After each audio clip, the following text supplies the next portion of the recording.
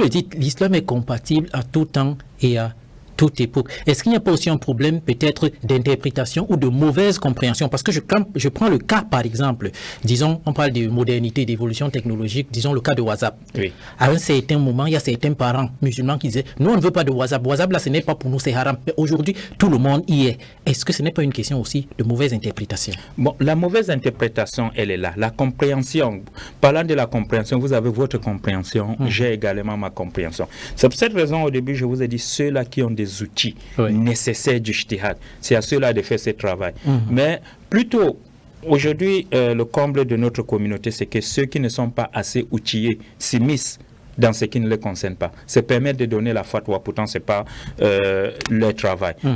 Parce que donner une fatwa, c'est un travail. Vous voyez, maintenant parlant de la nouvelle technologie et autres, moi je pense que c'est plutôt par esprit protecteur que ces parents le font. Parce que regardez une télé, vous avez ce qu'on appelle le contrôle parental. Vous avez protégé vos enfants à ne pas regarder certaines chaînes. Peut-être c'est avec cet esprit-là que ces parents disent qu'ils ne veulent pas de WhatsApp. Et d'ailleurs, ce n'est pas seulement propre, n'est-ce pas, aux musulmans. Ailleurs, vous allez également voir ça, des personnes qui ont des conditions à la maison. À partir de telle heure, mes enfants doivent dormir. À partir de tel âge, l'enfant peut avoir le téléphone. Moins de tel âge, il n'a pas le droit d'avoir le téléphone.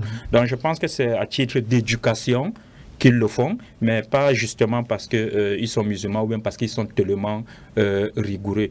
Ben, je vais d'ailleurs prendre une parole de l'ancien premier ministre malaisien, Mohamed Mahathir, qui disait que je suis un musulman fondamentaliste. Parce que si on ne rentre pas dans les fondements de l'islam, on ne peut pas comprendre l'islam qui va nous permettre, n'est-ce pas, de vivre en conciliation avec la modernité. Donc je pense que nous devons rentrer dans les préceptes, les fondements de notre religion, et la comprendre correctement et maintenant l'adapter à cette modernité-là.